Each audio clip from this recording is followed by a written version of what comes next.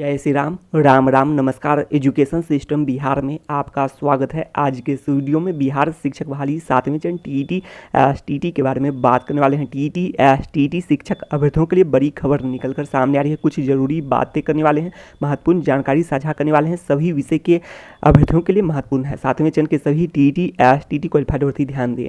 Video को शुरू करने से पहले एक नज़र सुर्खियों पर। आज का हेडलाइन आप लोग देख लिए होंगे। इन सभी महत्वपूर्ण बिंदुओं पर बात करने वाले हैं। आप लोग हेडलाइन देख लिए होंगे। 7वें चरण में 2 लाख से भी अधिक पदों पर बहाली। तो जैसा कि आज आप लोग खबरें सुने भी होंगे, देखे भी होंगे, 1,85,000 रिक्तियों की बातें की गई है 7वें चरण में। तो ऐसे में आप लोग उम्मीद रख सकते हैं कि 2 लाख से भी अधिक पदों पर बहाली हो सकती है। कारण ये है कि उसमें यह भी बताया गया है कि 1,85,000 रिक्तियों की संख्या, और ये आंकड़ा बढ़ भी सकता है। और ये आंकड़ा बात करें तो 2011 में अनुपात को देखते हुए, बच्चों के अनुपात को देखते हुए है, और ये आंकड़ा बढ़ सकता है। तो कुल मिलाकर 2 लाख से भी अधिक पदों पर बहाली हो सकती है 7वें चरण में। तो ऐसे में बात करें जो बिहार एसटीटी के जितने भी विषय के अभ्यर्थी हैं, 2 विषय को छोड़कर आप लोग नौकरी पक्की ही समझें। और पहले भी बातें कर चुके हैं, मिनिमम क्वालिफाइंग मार्क्स पर आप लोग को नौकरी पक्की हो जाएगी। इन 2 विषयों को छोड़कर, सोशल साइंस और कंप्यूटर साइंस विषय को छोड़कर, सोशल साइंस विषय में भी बात करें तो स्थिति बेहतर कुछ हद तक कही जा सकती है। 5,000 विज्ञापित पद, और इसके अलावा मंत्रिमंडल से स्वीकृत पद 5400 से भी अधिक हैं। और इसके अलावा बात करें तो और भी पद हैं, रिटायर भी हुए हैं। तो ये सभी पद हैं, और भी पद सृजित एवं स्वीकृत हो सकते हैं। जो 6421 नवस्थापित एवं उत्क्रमित उच्च माध्यमिक विद्यालयों की संख्या है, इसको देखते हुए तो कुल मिलाकर स्थिति बेहतर कही जा सकती है। सोशल साइंस विषय में उतना बेहतर नहीं, लेकिन ठीक ठाक कही जा सकती हैं। और कंप्यूटर साइंस विषय की बात करें तो और भी पद सृजित एवं स्वीकृत होने की जरूरत है। इसमें बात करें तो 2673, 1673 प्लस 1000, तो 2673 और प्लस में कुछ बैकलॉग के पद होंगे। तो इतने ही पद मात्र हैं, जबकि बात करें क्वालिफाइड की संख्या काफ़ी अधिक है। और विद्यालयों की संख्या को देखते हुए बात करें तो और भी पद सृजित एवं स्वीकृत हो सकते हैं। 8,000 से भी अधिक पद हो सकते हैं। और कम से कम तो 5,000 पद कम से कम, और अधिक से अधिक 8,000 से भी अधिक पदों पर बहाली हो तो और भी अच्छी खबर होगी 7वें चरण में कंप्यूटर साइंस अभ्यर्थियों के लिए। अब आगे बात कर लेते हैं। कुल मिलाकर बात करें तो 1,85,000 जो पदों की संख्या है, तो एक बार डेटा पर बात कर लेते हैं। तो 40,000 पद माध्यमिक एवं उच्च माध्यमिक शिक्षक के हैं, 40,000 पद। और उच्च माध्यमिक शिक्षक के लिए बात करें तो 40,000 से अधिक 47,000 के करीब पद हैं। और उच्च माध्यमिक शिक्षक के लिए इसके अलावा बात करें तो 50,000 से भी अधिक पदों पर बहाली होगी क्लास 1 से 8 के लिए। और इसके अलावा 50,000 पद तो लगभग 40,000 पद तो बैकलॉग के ही पद हैं। तो कुल मिलाकर 50,000 से भी अधिक काफ़ी पदों पर बहाली आप लोग को देखने को मिलेगी। लाख करीब पद जा सकते हैं इसमें भी, लेकिन अभी 50,000 ही पद सुने हैं।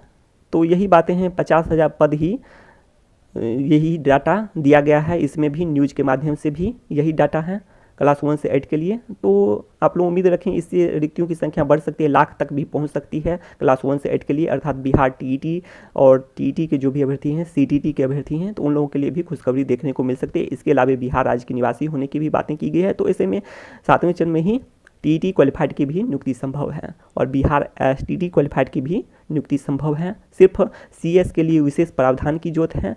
और बाकी विषयों में बात करें तो सोशल साइंस विषय में भी और भी पद सृजित एवं स्वीकृत और कुछ हो जाते हैं। तो कुछ हद तक सबका हो जाएगा, कुछ हद तक आप लोग समझ सकते हैं अधिकतर का हो जाएगा। पूरी तरह से तो संभव तभी हो सकता है जब रिक्तियों की संख्या काफ़ी बढ़े। कारण यह है कि जनरल मेल में सबसे बड़ी बात है जनरल मेल का, तो इसका कट ऑफ ज़्यादा जाता है जनरल मेल का।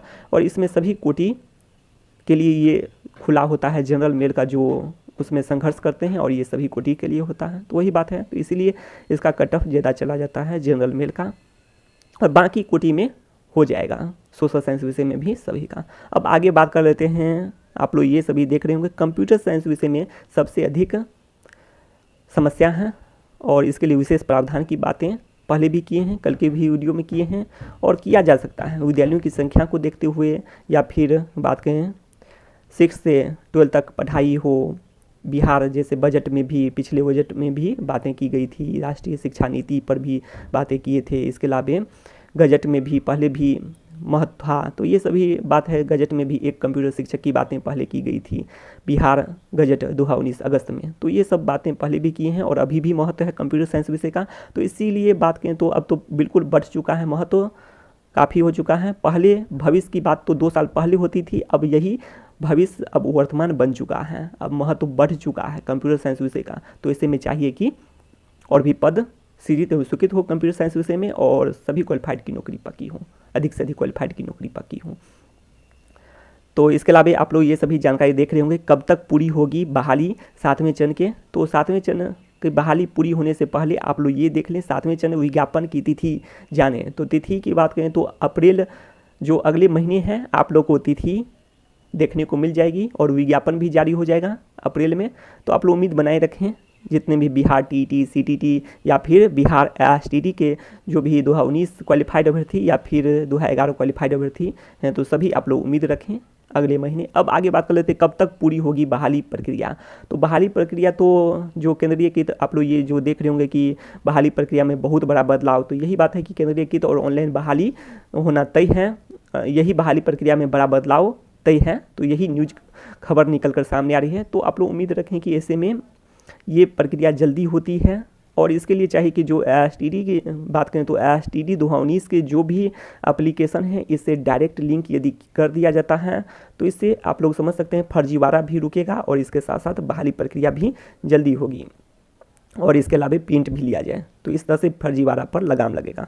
तो कुल मिलाकर बात करें तो कब तक पूरी होगी बहाली प्रक्रिया, तो बहाली प्रक्रिया केंद्रीय की ऑनलाइन बहाली में तो जल्दी पूरी हो जाती है, तो 5-6 महीने में पूरी हो जाती है। लेकिन शिक्षा मंत्री जी ऐसे बोले थे कि अगले साल, तो अगले साल भी जा सकता है। तो यही बातें हैं।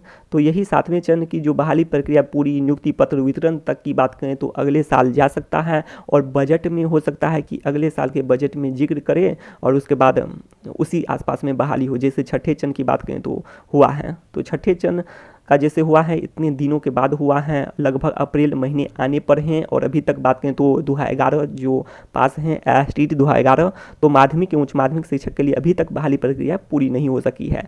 जबकि बात करें तो उसमें 8000 के आसपास ही बहाली हो पाएगी 32,714 पदों में से। लेकिन बहुत 3 साल में ये प्रक्रिया अभी तक पूरी नहीं हुई है, तो 3 साल से प्रक्रिया चल रहा है। और शिक्षा मंत्री जी द्वारा जो बातें की है 1 महीने में, तो ऐसा कुछ बात नहीं है। 3 साल में ये प्रक्रिया बात करें तो क्लास 1 से 8 के लिए पूरी भी हुई है। लेकिन इसका बात करें 3 साल में माध्यमिक एवं उच्च माध्यमिक शिक्षक के लिए अभी तक पूरी नहीं हुई है। लेकिन आप लोग उम्मीद रखें जो 7वें चरण के अभ्यर्थी हैं, तो एसटीटी 2019 भी तो 3 साल से चल रहा है, लगातार 3 साल से चल रहा है। और यदि 7वें चरण में जितना समय लेता है तो उतना साल और जोड़ दीजिए, तो इतने दिनों में बहाली हो पाएगी एसटीटी की। तो काफ़ी समय से चल रहा है एसटीटी, एक बार परीक्षा भी पूरी सेंटर का रद्द हो चुका है, तो ये भी बातें हैं। तो आप लोग ये सभी देख सकते हैं, तो एक अगले साल आप लोग उम्मीद रख सकते हैं। और आप लोग ये जो देख रहे होंगे आज ही एसटीटी क्वालिफाइड की नौकरी पक्की, तो वही बात है। आप लोग जो देख रहे होंगे 12 मार्च 2021 रिजल्ट जो जारी हुआ था उस समय में नौकरी पक्की, तो उस समय में नौकरी पक्की जो आश्वासन और पूरी तरह से सभी खुश थे। तो आज ही के वो दिन थे जिस दिन सभी खुश